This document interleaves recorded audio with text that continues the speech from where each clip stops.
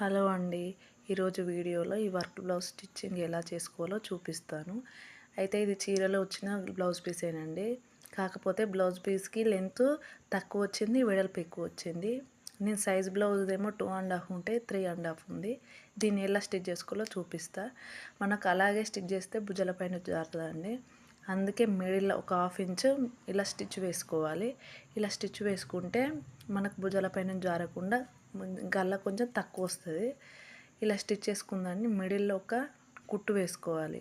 ఈ కుట్టు ఎందుకంటే మనకు క్లాత్ స్టిఫ్గా ఉంటుంది, అటు ఇటు జరగకుండా మనం కుట్టుకునేటప్పుడు మనకు వీలుగా ఉంటుంది.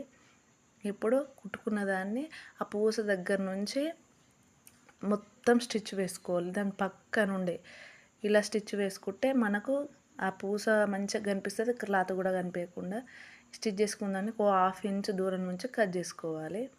కట్ చేసుకొని అక్కడ టక్స్ ఇచ్చేసుకోవాలి. టక్స్ ఇచ్చేసుకొని మళ్ళీ లైనింగ్ క్లాత్ మీద మనం స్టిచ్ వేసుకోవాలండి. స్టిచ్ వేసుకోవాలి. ఇలా స్టిచ్ వేసుకోవడం వల్ల మన క్లాత్ పిగిలిపోకుండా బాగుంటుంది. అయితే అందరికీ ఇది తెలియకుండా కొంతమంది అలాగే కుట్టేస్తే మనకు భుజాల పైన జారుతుంది. మళ్ళీ వెడల్పు కూడా ఎక్కువ అయిపోయి జారిపోతూ ఉంటుంది. జారిపోకుండా ఉండాలంటే నేను చెప్పిన ఈ విధంగా కట్ చేసుకొని కుట్టుకోండి. చాలా ఈజీగా అయిపోతుంది. ఈ వీడియో నచ్చితే లైక్ చేయండి, సబ్స్క్రైబ్ చేసుకోండి.